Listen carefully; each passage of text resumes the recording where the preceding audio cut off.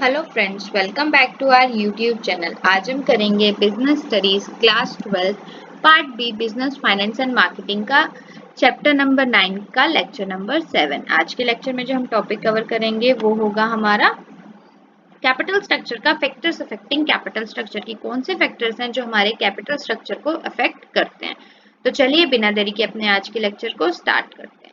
Factors affecting capital structure का जो first factor है that is cash flow position. The size of the projected cash flows must be considered before deciding the capital structure of the firm. Her financial manager को अपने cash inflows और outflows को अच्छे से decide करना चाहिए, अच्छे से इवेल्युएट करना चाहिए before deciding any capital structure for that particular organisation. If there is sufficient cash flow debt can be used. अगर उनके पास अच्छा पैसा आ रहा है तो वो डेट को यूज कर सकते हैं क्योंकि दे नो कि उनका इनफ्लो इज गुड, तो वो डेट को रीपे कर देंगे। It must cover fixed payment obligations. वो फिक्स्ड पेमेंट जो होती हैं, जिनकी फिक्स्ड पेमेंट आपको करनी ही करनी होती है, डिबेंचर होल्डर्स की, प्रेफरेंस शेयर होल्डर्स की, और लोन्स जो आपने लिया किसी फाइनेंशियल इंस्टीट्यूशन से उसकी, उस फिक्स्ड पेमेंट ऑब्लिगेशंस जो है कि देना ही देना है इस तारीख को, वो कवर कर सके। इतना कैश फ्लो पोजीशन फर्म का होना चाहिए। Normal business operation, that is investment in fixed asset, meeting debt services commitment as well as profit as well as provide a sufficient buffer. Normal business उनको ये भी ध्यान रखना चाहिए कि जब फिक्स्ड पेमेंट ऑब्लिगेशन जो है कि जो नॉर्मल बिजनेस ऑपरेशन है उसका भी खर्चा निकल जाए, जो हमें फिक्स्ड एसेट्स में इन्वेस्ट करना है वो भी हम अच्छे से इन्वेस्ट कर पाए, जो डेट हमने ले रखा है उसकी मीटिंग्स और उसकी कमिटमेंट जो है उसको भी हम फुलफिल कर पाए और हमें उसके बाद भी एक्स्ट्रा फंड्स बच जाए। तो that cash flow position affect the capital structure of every firm. Second is interest coverage ratio. Higher the interest coverage ratio, which is calculated as follows: EBIT divided by interest.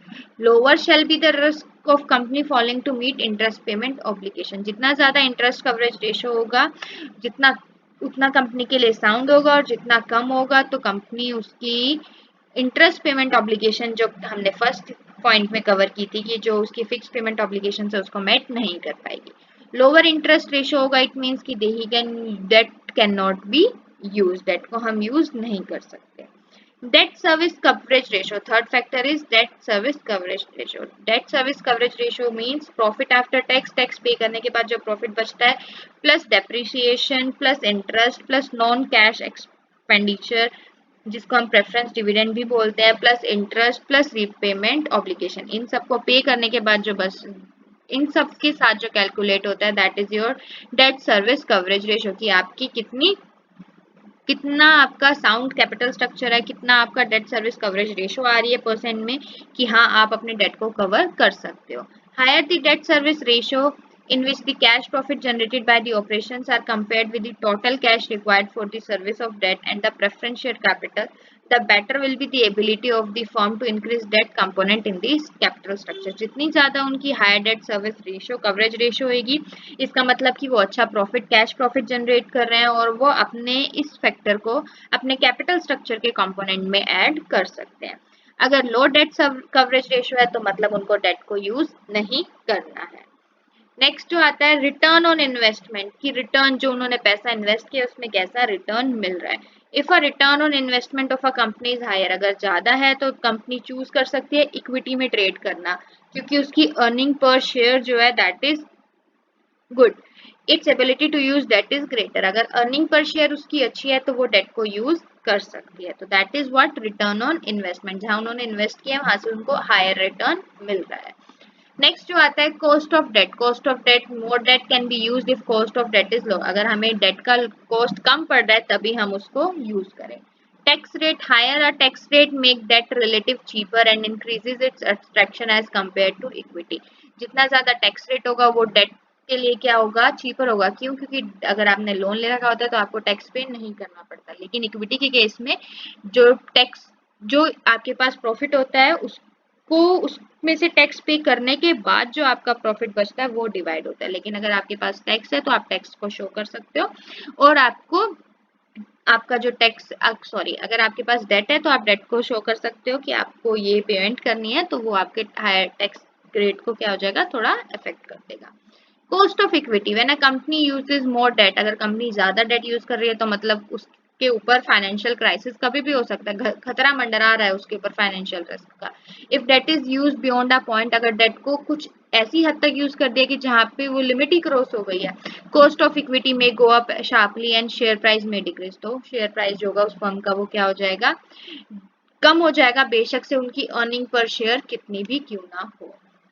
Flotation cost, cost of public issue is more than the flotation cost of taking loan, कि जो आपने issue किया उसकी cost ज्यादा है जो आपने loan लिया है उससे। The flotation cost may affect the choice between debt and equity and hence the capital structure, जितनी ज्यादा फ्लोटेशन कॉस्ट रहेगी वो आपके डिसीजन को कि आपको डेट कैपिटल इशू करनी है या equity capital issue share raise करनी है या प्रोक्योर करनी है, और वो अगर आपने यहाँ पे कुछ गड़बड़ी कर दी डेट और इक्विटी को सिलेक्ट करने में, तो आपका पूरा का पूरा कैपिटल स्ट्रक्चर क्या हो जाएगा, इम्पैक्ट हो जाएगा। Risk consideration, total risk of business depend on both the business risk and financial risk, business risk और फाइनेंशियल रिस्क टोटल रिस्क के पार्ट होते हैं। It's a firm risk, if a firm's business risk is lower, अगर business risk कम है तो its capacity to use debt is higher and vice versa, तो वो debt को अच्छे से use कर सकता है, लेकिन अगर firm का risk higher है तो उसको debt को use नहीं करना चाहिए। तो ये रिस्क कंसिडरेशन है, उसको दोनों रिस्क को ध्यान में रख के चलना होता है, business risk plus financial risk. Next आता है flexibility, if a firm uses its debt potential it loses the flexibility to use more debt. Obviously अगर आप ज्यादा डेट खेलोगे, उधार का कैपिटल से काम चलाने की कोशिश करोगे, तो आपकी जो फ्लेक्सिबिलिटी है और डेट को रेज करने की वो खत्म हो जाएगी। To maintain flexibility the company must maintain some borrowing part to take care of unforeseen circumstances, अगर इस फ्लेक्सिबिलिटी को मेंटेन रखना है तो कंपनी को ध्यान से बोरो करना होगा कैपिटल को, क्योंकि अनफोर्सिन सर्कमस्टांसेस कुछ भी हो सकता है, आपको पता भी नहीं चलेगा कब आपका अर्निंग पर शेयर कम हो जाएगा और आपको लॉस हो जाएगा। तो नेक्स्ट जो आता है that is control, debt normally does not cause dilution of control whereas public issues makes the firm vulnerable to take over. Obviously अगर आप डेट ज्यादा ले यूज कर रहे हो तो पब्लिक इशू क्या हो जाएगा, आपकी कंपनी क्या हो जाएगी, वल्नरेबल हो जाएगी टेक ओवर्स के लिए, क्योंकि उनको लगेगा ये कंपनी का फाइनेंशियल सिचुएशन अच्छा नहीं है, फाइनेंशियल क्राइसिस से गुजर रही है, तो इसका इक्विटी कैपिटल कम होगा, इसलिए ये लोग डेट डेट खेल रहे हैं, तो वो क्या करेंगे, आपकी कंपनी को टेक ओवर करने की कोशिश करेंगे।